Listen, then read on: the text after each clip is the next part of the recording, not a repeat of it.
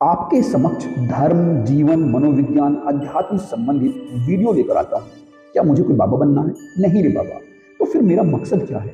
साथियों, जीवन के हर पग पर अनेक ट्रैप है जिन पर कहीं न कहीं हम सब फंस जाते हैं और फिर कंप्रोमाइज करने के अलावा या जान देने के अलावा कोई चारा नहीं बचता। मैं चाहता हूं कि आप इन दोनों से बच जाओ और जीवन में ऊंची से ऊंची उड़ान भरो। और मेरा मकसद ज्ञान देना भी नहीं है। मैं तो बस ये चाहता हूं कि आप 24 घंटे में से 24 मिनट स्वाध्याय के लिए अपने मन और अस्तित्व की गहराइयों में झांकने के लिए समय निकालें और अपने अंदर के अवतार को प्रकट होने दें, क्योंकि तुम वह हो, दाउ आर दैट।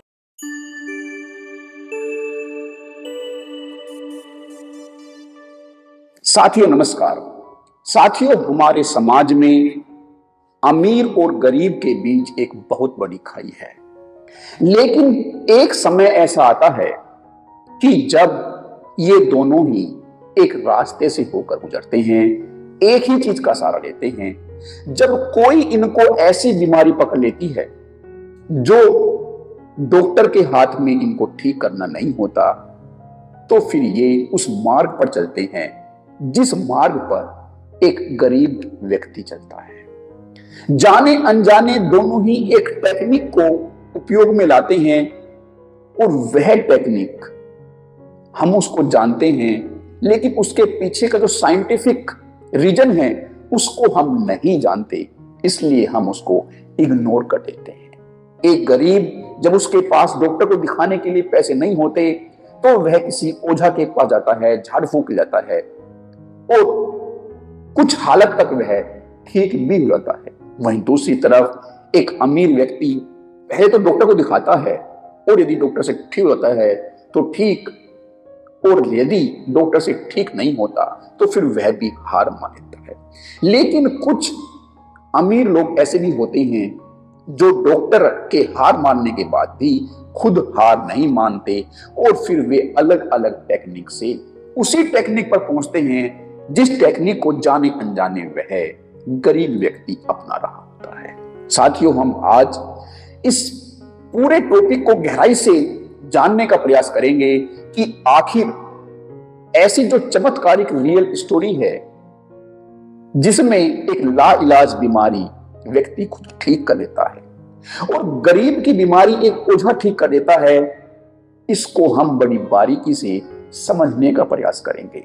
हम किसी अंधविश्वास के चक्कर में नहीं आएंगे, लेकिन उस साइंटिफिक टेक्निक को पकड़ने का प्रयास करेंगे जिस टेक्निक को अमीर लोग पैसे के द्वारा उस टेक्निक के सहारे ठीक होते हैं, वहीं एक गरीब बहुत कम पैसे के द्वारा उस टेक्निक से ठीक होता है। साथियों, एक स्टोरी है, रियल स्टोरी है मार्च 1981 की, जिसमें मॉरिस गुडमैन एक वर्ल्ड फेमस एजेंट एक प्लेन का लाइसेंस ले लेता है और वह प्लेन को उड़ाने के लिए निकल जाता है।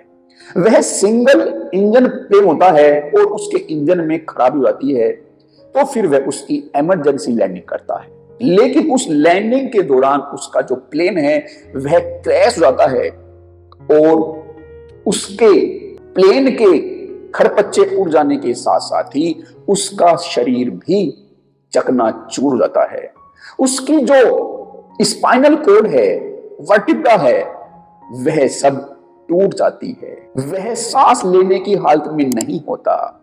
उसको डॉक्टर के पास भर्ती किया जाता है, रेस्पिरेटर पर रखा जाता है और अब वह कुछ खा पी भी नहीं सकता। डॉक्टर उनके घर वालों से बात करते हैं और बोलते हैं कि यह सांस लेने लगे तो बहुत बड़ा उस भगवान का शुक्र मनाओ, और इस भांति से उसका इलाज होता है।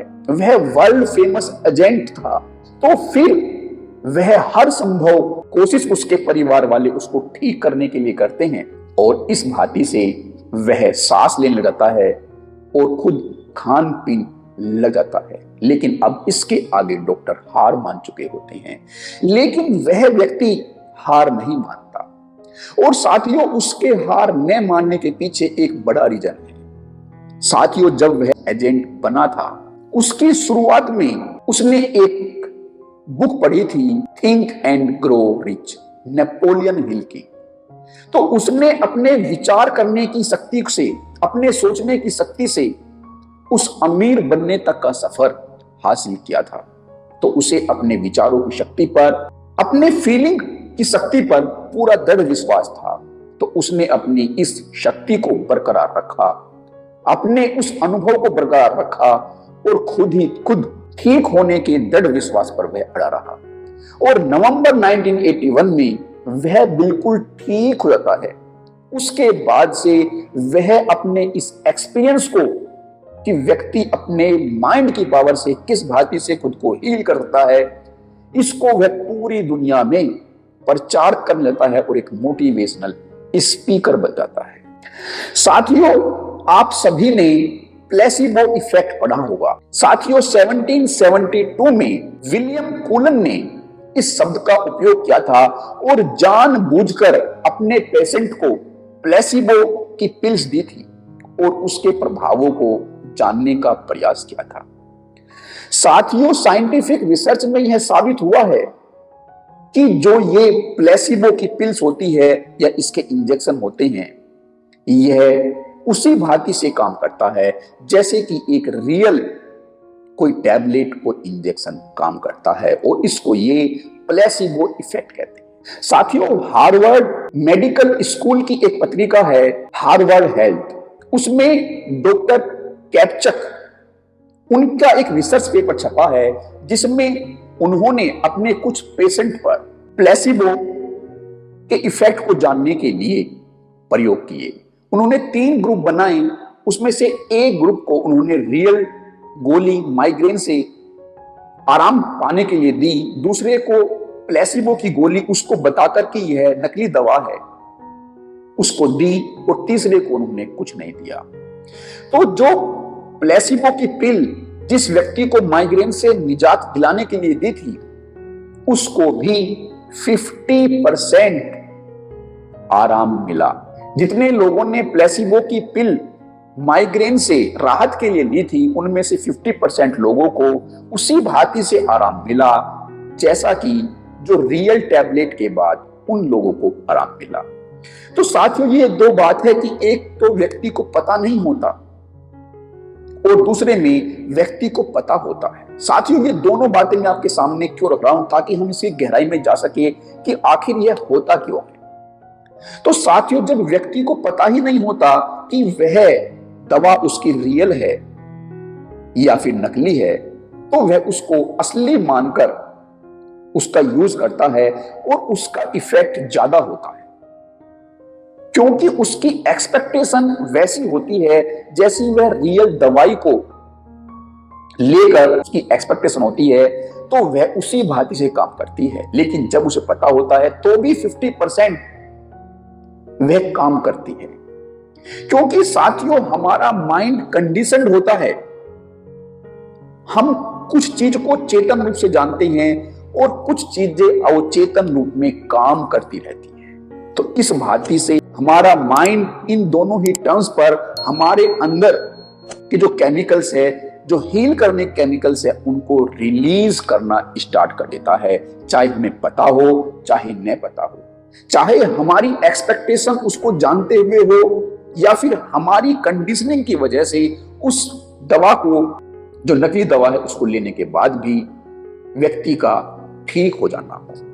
तो इसके पीछे हमारी एक्सपेक्टेशन और हमारी कंडीशनिंग काम करती है, और उसके आधार पर, चेतन और अवचेतन तल के आधार पर हमारा माइंड वे केमिकल्स रिलीज करता है, जैसे कि डोपामीन, एंडोर्फिन। जो एंडोर्फिन है वह पेन किलर की भांति होता है, जो डोपामीन है वह हमें खुश रखता है।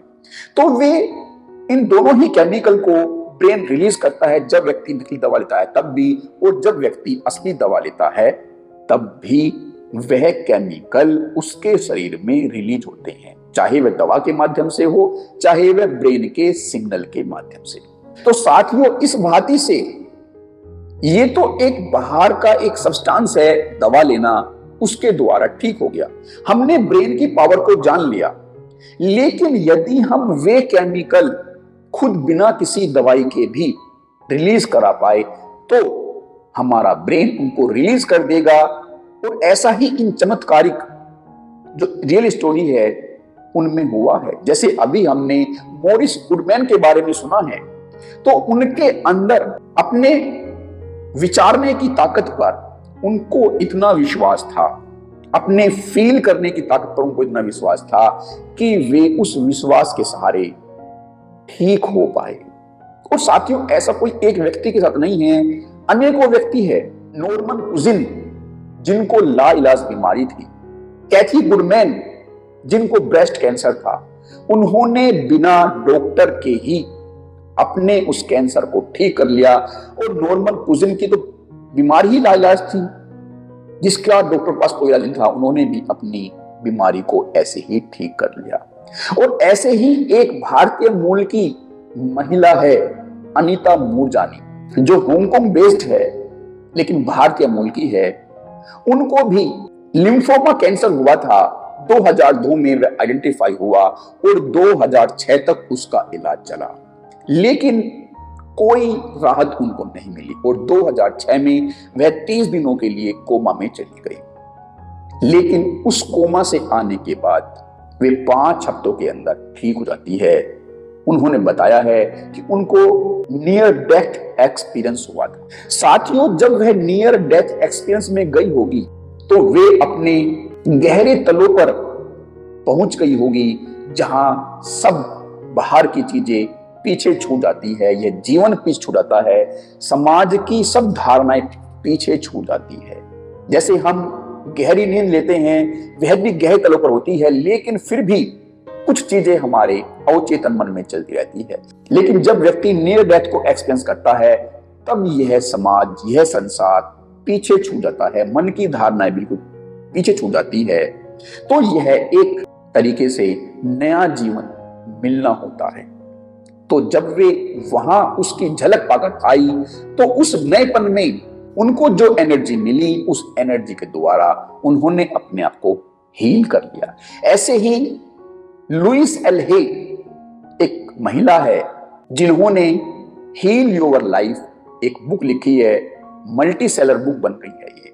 उनको सर्वाइवल कैंसर था, लेकिन उन्होंने अपने उस कैंसर की जड़ को पहचाना। उन्होंने रियलाइज किया कि यह जो बीमारी है, उनको उनके बचपन में जो उनके साथ गलत हुआ था, उस स्ट्रेस की वजह से, लोगों से घृणा करने की वजह से, उस दर्द को अपने ही अंदर साथ रखने की वजह से उनको यह बीमारी हुई है, उनका ऐसा मानना था। तो उन्होंने उन सब बातों को पीछे छोड़ना शुरू कर दिया। उन्होंने अपने आप को हील करना शुरू कर दिया। जो भी उनके मन के अंदर गिले शिकवे थे, उन्होंने उन सबको अपने से हटाना शुरू कर दिया, लोगों को माफ करना शुरू कर दिया, और फिर उनका जो वैसा सर्वाइकल कैंसर था वह ठीक हो गया। साथियों, डॉक्टर बेन जॉनसन कहते हैं कि सब बीमारियों का जो कारण है वह तनाव होता है, और सब तनावों के पीछे का कारण चिंता होती है। साथियों, साथ ही साथ वह ये भी कहते हैं कि जो हमारा प्रतिरोधक तंत्र है, जब उसको उपयुक्त वातावरण मिल जाता है, तो फिर उसके अंदर की जो हील करने की पावर होती है, उस हील करने की पावर के द्वारा वह बड़ी से बड़ी समस्या से निजात पाता है। सब बीमारियों से वह खुद ही हील कर लेता है। लेकिन जब वहां उसका माहौल ठीक नहीं होता, वह एनवायरनमेंट ठीक नहीं होता, उसको हील करने के लिए माहौल नहीं मिलता, जब उसको चिंता का, तनाव का माहौल मिलता है, तो फिर उसका जो प्रतिरोधक तंत्र होता है, व्यक्ति का प्रतिरोधक तंत्र होता है, वह ठीक से काम नहीं कर पाता। तो साथियों, इन सब के पीछे जो मूल बात निकल कर सामने आई है, उनके पीछे एक बात है विश्वास की। उस विश्वास को चाहे तो हम जानबूझकर अपने अंदर लेकर आए, या फिर मजबूरी में हम उस विश्वास को अपने अंदर लेकर आए, लेकिन यह विश्वास ही है जो एक गरीब व्यक्ति की बीमारी को ठीक कर देता है, और एक अमीर व्यक्ति की बीमारी को हीलिंग थेरेपी, बिना डॉक्टर के जो थेरेपी होती है, जिसमें वे अपने आप पर विश्वास करते हैं, अपने शरीर के तंत्र पर विश्वास करते हैं, मन की हीलिंग पावर पर विश्वास करते हैं, और उस थेरेपी से वे ठीक हो जाते हैं। साथियों, यह हमारे ब्रेन की पावर है, और इस ब्रेन की पावर को यूज करने के लिए हमें अपने माइंड को इस भांति से एक दिशा देनी होती है और सही एटीट्यूड परमात्मा का धन्यवाद देने के साथ साथ जब हम इस मार्ग पर आगे बढ़ते हैं तो यह किसी चमत्कार से कम नहीं लगता। मैं उम्मीद करता हूं कि इसके पीछे का जो साइंटिफिक रीजन है वह समझ में आया होगा। इसी उम्मीद के साथ मैं आप सभी से विदा लेता हूं। आप सभी का मेरे साथ रहने के लिए बहुत बहुत धन्यवाद।